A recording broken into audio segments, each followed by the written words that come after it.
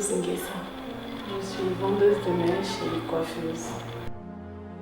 Mon papa, il a été le pilier de la famille pendant longtemps et il y a 18 ans environ, il a perdu son emploi.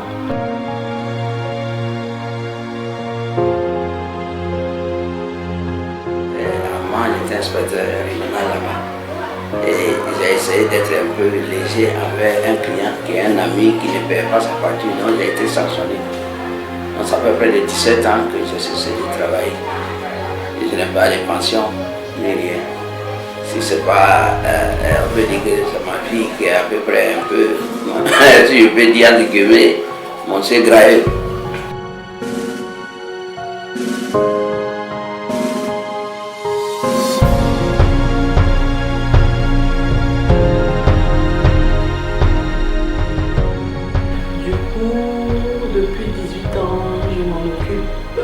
Comme j'aime le dire, c'est mon premier fils. C'est pas facile, c'est vrai, quand il a perdu son emploi, la famille nous a abandonnés, sa femme nous a abandonnés, mais bon, ça c'est des petites choses. Mais c'est mon meilleur pote. On se bagarre tout le temps, mais il est beaucoup dans ma vie. Elle est passée un peu partout par les petits métiers de débrouillardisme, tout ça. Mais quand elle me voit, j'arrive dans mon malheur, elle s'assoit, même un portable, le dernier cri qu'elle a, elle enlève, elle dit papa tiens, je préfère rester 2 jours après pour en avoir. Elle loue des studios, j'arrive, je dors avec elle dans son studio, tellement qu'on était des complices.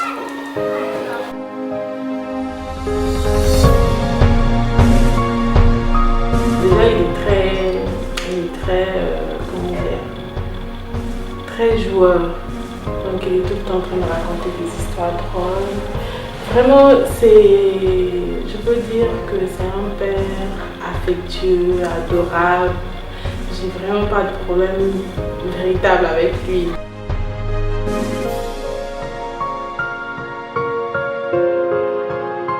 C'est Dieu qui est à la base de toutes ces choses. Si ma fille n'était pas née à longtemps, peut-être que je n'existerais plus. Vous savez, quelqu'un qui avait près de 700 800 000 francs par mois dans une entreprise comme Côte d'Ivoire Télécom, avec 17 ans, il n'a pas de salaire, ni une pension. Comment vous voulez qu'il vive? Déjà avec moi tout le temps, moi ça ne me dérangeait pas de m'en occuper. Quand j'ai décidé de fonder une famille, je lui ai demandé de rentrer au village. Mais on a eu une grande cour au village et généralement quand je partais, je me limitais qu'à la cour familiale et je ne savais pas exactement où il dormait. Et comme c'est quelqu'un de très jovial qui ne se plaint jamais, le jour, disons l'année dernière, où je suis arrivée véritablement chez lui, je suis rentrée dans son intimité, ça a été un choc. Ça a été un choc, j'ai fait pratiquement 2 semaines sans avoir le sommeil. Parce que j'estime que je ne pouvais pas avoir le minimum et mon papa ne rien avoir. C'est-à-dire le trouver dans une maison à la limite sans porte, sans peinture, sans rien. Ça a été un véritable choc pour moi. J'ai demandé à Dieu, c'est vrai c'est pas facile. Le jour là, je ne lui ai pas dit à lui, mais je me suis fait une promesse de l'enlever de là où je l'avais vu. Et Dieu a permis que ça se fasse.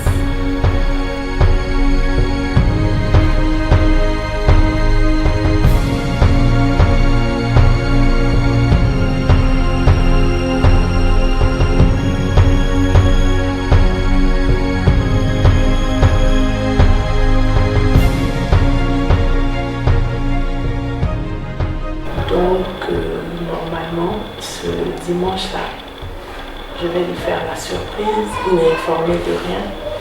Pour lui, c'est une émission comme toute autre que les gens sont en train de me faire et il participe, il est fier de cela. Mais on va voir le dimanche ce qui va se passer.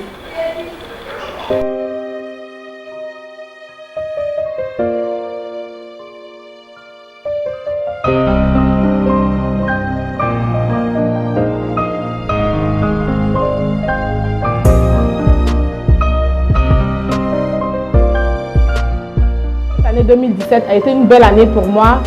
Je suis allée de promotion en promotion. On n'est même pas encore au milieu de l'année, mais il y a beaucoup de choses, de belles choses qui se sont annoncées. Et je souhaite et je considère que ces belles choses-là vont continuer. Mais avant toute chose, je voudrais dire merci à une personne. C'est-à-dire, c'est clair que je sens qu'aujourd'hui on va pleurer. Mais bon, c'est pas bien grave, il y a les lotus derrière. Merci à mon père. C'est grâce à lui que je suis aujourd'hui. C'est grâce à lui que je suis aujourd'hui. C'est grâce à lui que tout le monde m'aime. C'est lui qui m'a mis au monde. Je suis consciente que il a vécu des moments difficiles. Nous tous, on le sait ici. Il a été humilié. Il a été rabroué. Il a été bafoué. On sait plus ou moins ce qu'il a traversé. Je n'ai jamais eu l'occasion de lui dire, mais aujourd'hui, je voudrais vous prendre à témoin pour que vous lui dites merci pour moi, pour tout ce qu'il a fait jusqu'à aujourd'hui. Ce n'est pas l'argent le plus important. Ce n'est pas les millions. Il y a des gens qui sont nés de parents millionnaires, mais aujourd'hui, on ne sait pas comment ils ont fini. Ce n'est pas ça le plus important. Je n'ai rien. Le peu que j'ai, je partage avec vous. Mais lui, par exemple, c'est vrai qu'il y a des moments où ce n'était pas véritablement ça entre nous. Il y a des moments où je criais, il y a des moments où j'étais fâchée avec lui. Je voudrais que vous lui demandiez pardon si je lui ai manqué de respect, si je lui ai fait des choses en son temps. Je n'ai pas été un enfant facile. Si je lui ai fait des choses qui ne l'ont pas plu, aujourd'hui, je pense que, comme je dis, vous êtes là, vous allez lui dire merci. Mais en même temps, je voudrais lui dire, papa, c'est vrai que tu as souffert. C'est vrai que il y a quelques semaines, on a été te voir au village. On t'a fait une interview. On t'a demandé quel est ton vœu le plus cher. Tu as dit, ma fille m'a fait un vœu. Elle m'a promis une chose. Elle a promis de rendre mon lieu d'habitation correct. Je n'ai pas tenu promesse parce que ta maison, je ne l'ai pas faite. Mais j'ai fait mieux. La maison où nous sommes aujourd'hui, c'est ta maison.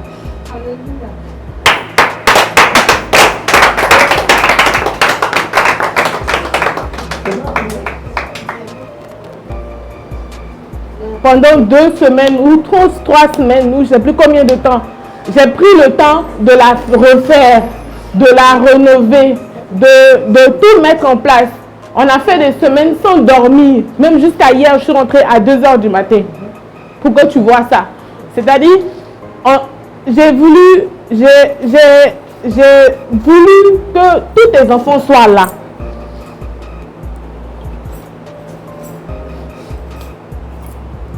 Ce sont les clés. Mes soeurs sont où? C'est-à-dire, mes soeurs et moi, c'est nous qui te donnons la maison.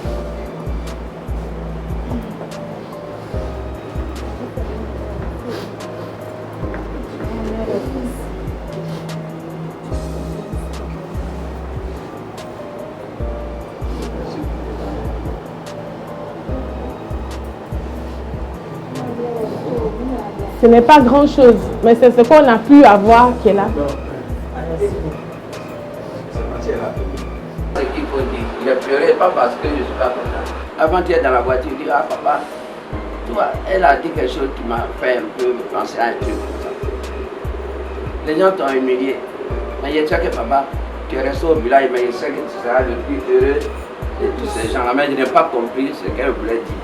Ma fille, je l'aime, malgré tout ce qui se passe. Aujourd'hui, là, si je suis considéré au village, ça compte d'elle. Voilà, elle vient de conflits. C'est-à-dire que les gens, souvent, on leur donne les médailles à titre posthume, c'est-à-dire ils meurent. Mais aujourd'hui, je ne suis pas mort.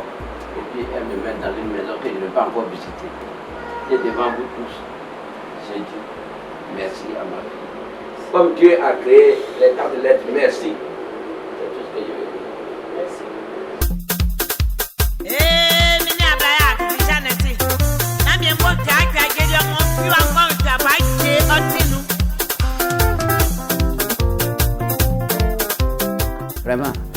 Depuis le village où nous sommes venus, j'ai demandé à être logé de manière décente.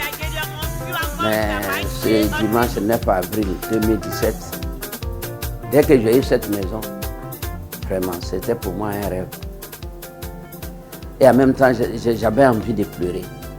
Dieu, quand on souffre, il ouvre. Et quand il ouvre, personne ne peut fermer. Je viens de constater que Dieu a ouvert les vannes. Ma joie est grande. Et c'est pour ça que je loue le Dieu lui-même, le Dieu puissant, le Dieu d'Abraham, d'Israël et de Jacob. C'est à son nom que je loue, Seigneur. Et que je dis que Dieu, il fait des merveilles. Et je voulais, Seigneur, que Dieu même lui-même bénisse surtout les mains de la donatrice qui est ma propre fille, qui m'a mis dans cet état. Tout ce qu'elle a besoin sur cette terre, Seigneur, qu'elle lui donne tout sans tout. Et que vraiment, il lui donne une longue vie avec les enfants, sa petite famille. Et moi qui ai souffert pendant 17 ans, Seigneur, il faudrait aussi que Seigneur puisse me bénir. Faire en sorte que je ne puisse pas laisser tomber sa parole. Parce que dans tous les cas, il faut dire que j'en ai souffert. Et depuis ce 9 avril, j'ai oublié ces souffrances. Vraiment. Ma joie est grande. Maintenant, il faudrait que je puisse lever le défi que ma fille vient de faire. C'est-à-dire, après avoir mis cette œuvre d'art à ma disposition, il faut que maintenant moi-même je me comporte digne père auprès de ces enfants enthousiastes, ceux qui m'aiment et qui m'ont mis dans cet état. Voilà en quelques mots ce que je déclare après avoir reçu ce présent qui est aussi merveilleux. J'ai des remerciements. Surtout quand après ça, ma fille m'a déballé pour dire qu'effectivement, bien qu'elle soit l'actrice principale, mes autres filles ont participé à l'élaboration de cette œuvre. Voilà pourquoi j'aimerais dire merci surtout à mes filles qui sont Abidjan, qui travaillent avec elles. Plus ou moins, elles ont participé à l'élaboration de cette œuvre d'art dont je parle, qui est cette maison. Je voulais leur dire 1000 fois merci. Et que Dieu leur donne au centuple surtout. Parce que la Bible même dit que quand vous honorez vos parents, la bénédiction est totale. Et je ne fais que leur dire merci. Tous ces parents qui sont là, qui j'ai été la risée auprès de ces choses-là. Moi, je ne peux pas parler de vengeance, mais surtout qu'ils constatent. Aujourd'hui, c'est une traînée de poudre, tout le monde en parle. Voilà. Il y a sa fille qui lui a acheté une maison, il est à Abidjan. Comme ça, toutes les versions possibles. Mais je sais que c'est Dieu seul qui sait comment elle a saigné pour me mettre dans cette maison. Tout ce que j'aimerais lui dire, c'est comment elle a prononcé l'autre jour, le 9 avril. Elle n'aurait pas souhaité que ici, je commette des gaffes, des choses pour la décourager. Je lui donne ma parole pour dire que, comme Oufo Boye avait dit, sur les imbéciles qui ne changent pas. Après avoir passé 17 ans de souffrance à l'endroit où je suis, vraiment, après m'avoir mis dans cette maison avec une sorte de pension alimentaire, à la fin de chaque mois, je ne peux pas m'amuser pour dire que je commets des gaffes afin qu'elle soit découragée. Mais je lui donne ma parole d'honneur pour dire que je vais porter son nom tout haut et je ne vais jamais la décourager. Et qu'elle aussi fonce dans le travail afin qu'elle gagne davantage pour s'occuper de toute la famille. Enfin, Vané, merci beaucoup. C'est ce que j'attendais avant de mourir.